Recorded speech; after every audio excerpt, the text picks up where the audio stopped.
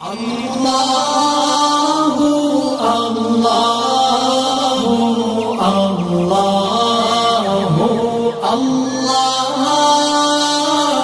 اللہ والصلاة والسلام على عبده المصطفى اما بعد فاعوذ باللہ من الشیطان الرجیم بسم اللہ الرحمن الرحیم۔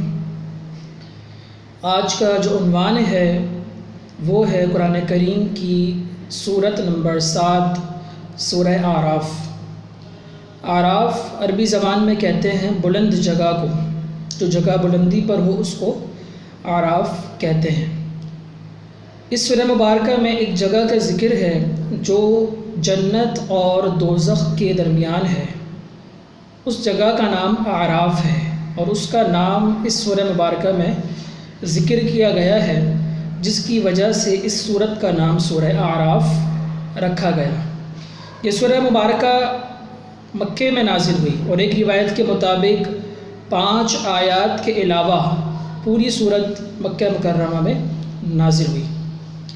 مکی صورتوں میں سب سے بڑی صورت یہی صورت ہے اور یہ صورت جو ہے وہ تقریباً 1.25 پارے پر مشتمل ہے کہ 8ویں پارے کا نصف سے لے کر یعنی جہاں آدھا پارہ آدھا ہو رہا ہے 8واں پارہ، وہاں سے لے کر 9ویں پارے کے ثلاثہ تک تقریباً 1.25 پارے پر یہ سورہ مبارکہ مشتمل ہے۔ اس سورت کی پچھلی سورت کے ساتھ مناسبت یہ ہے کہ جو پچھلی سورت تھی سورہ انعام، اس کے اندر آدم علیہ السلام کی تخلیق کا ذکر تھا اور جو گزری ہوئی امتیں ہیں ان کے بارے میں بتایا گیا تھا، ان کی ہلاکت کے بارے میں، اور انبیاء کرام کا ذکر تھا۔ یہ تینوں چیزیں مختصر انداز میں ذکر کی گئی تھیں۔ ان تینوں چیزوں کی تفصیل سورہ اعراف میں بیان کی گئی۔ سورہ اعراف میں 24 رکوع ہیں اور 206 آیات ہیں۔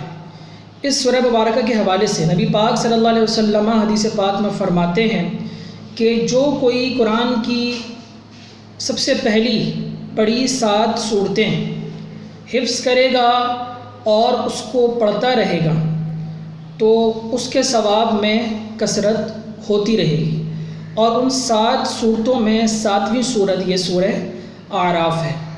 اس صورت کے مضامین کے اندر جو اہم ترین مضمون ہیں وہ ہے انبیاء کرام کا ذکر اور ان کی قوموں کا ذکر، جو اس سورہ مبارکہ میں ذکر کیا گیا۔ سب سے پہلے اس صورت میں حضرت آدم علیہ السلام کا ذکر ملتا ہے، ان کی تخلیق کا ذکر تفصیل کے ساتھ ملتا ہے۔ پھر جنت میں شیطان سے ان کا مکالمہ جو شیطان نے ان سے کیا اور شجر ممنوعہ کے حوالے سے جو واقعہ ہوا وہ بھی اسی سورہ مبارکہ میں تفصیل کے ساتھ ذکر کیا گیا۔ پھر جنت سے حضرت آدم علیہ السلام کا زمین پر آنا، یہ بھی اسی سورہ مبارکہ میں ذکر کیا گیا، اور شیطان انسانوں کا کھلا دشمن ہے، یہ بھی اسی سورہ مبارکہ میں ذکر کیا گیا۔ اور پھر ایک خاص دعا جو حضرت آدم علیہ السلام نے رب کی بارگاہ میں کی اور دعا کرتے رہے حتیٰ کہ آپ کی جو دعا ہے وہ قبول ہوئی۔ وہ دعا کیا تھی؟ ربنا ظلمنا انفسنا وان لم تغفر لنا وترحمنا لنكونن من الخاسرین، کہ اے اللہ ہم نے اپنی جانوں پر ظلم کیا، اگر تو رحم نہ فرمائے بخشش نہ فرمائے تو ہم ضرور خسارہ اٹھانے والوں میں سے ہو جائیں گے۔ یہ دعا حضرت آدم علیہ السلام نے رب کی بارگاہ میں عرض کی۔ اسی طرح جب آگے بڑھتے ہیں تو انسان کو زینت اختیار کرنے کا حکم دیا گیا۔ یا بنی آدم خذوا زینتکم عند کل مسجد، کہ اے بنی آدم ہر نماز کے وقت اپنی زینت اختیار کرو، یعنی صاف ستھرا پاک و صاف لباس زیب تن کرو۔ اس کے بعد جہنمیوں کی آپس میں جو گفتگو ہے اس کو بیان کیا گیا، اور جہنمیوں کی اعراف والوں کے ساتھ جو گفتگو ہے اس کو بیان کیا گیا۔ حضرت آدم علیہ السلام کے واقعے کے علاوہ 7 اور واقعات ہیں جو اس سورہ مبارکہ میں ذکر کیے گئے۔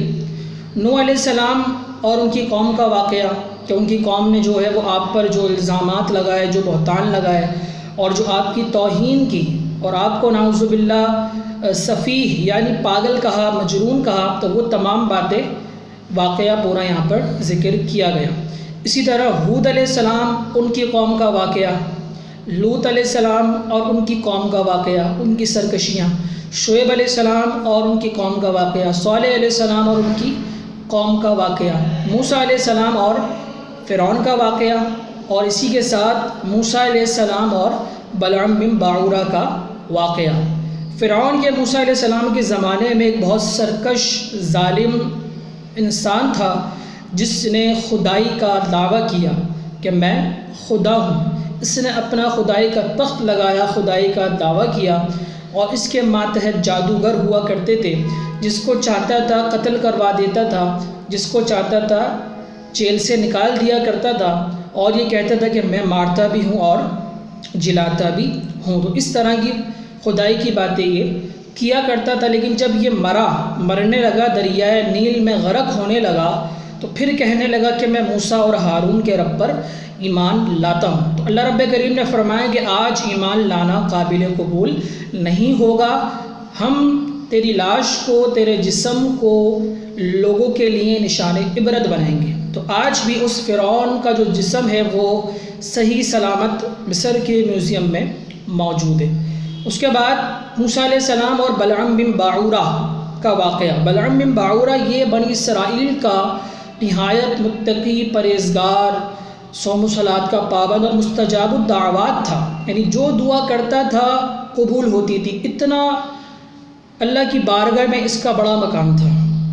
لیکن بنی اسرائیلیوں نے حضرت موسیٰ علیہ السلام کے خلاف بد دعا کروانے کے لیے بلعام بن باعورہ کو چنا۔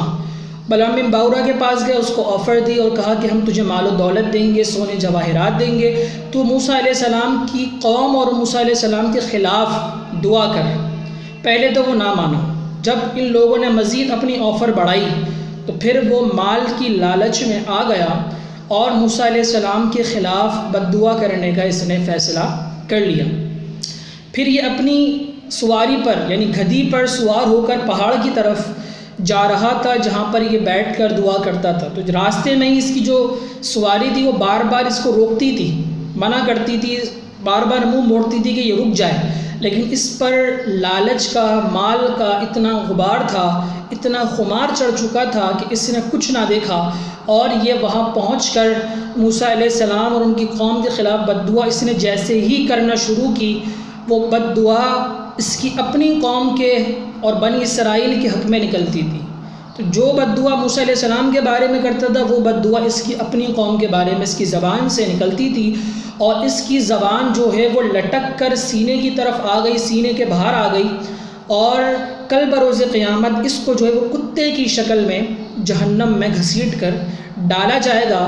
تو یہ تھا وہ عبرت ناک شخص جس نے نبی کے خلاف بد زبانی کی۔ تو وہ لوگ جو نبی کے خلاف، انبیاء کے خلاف بد زبانی کرتے ہیں، ان کی شان گھٹاتے ہیں، نعوذ باللہ ان کو اپنے جیسا بشر کہتے ہیں، تو انہیں اس سے بلعام بن باعورہ سے سبق حاصل کرنا چاہیے، نصیحت حاصل کرنا چاہیے، اور اپنے کردار کو ستھرا کرنا چاہیے۔ اللہ رب کریم ہمیں سورہ اعراف کی تفسیر کو سمجھنے کی، اس کے مضامین کو سمجھنے کی توفیق عطا فرمائے۔ وما علینا الا البلاغ المبین۔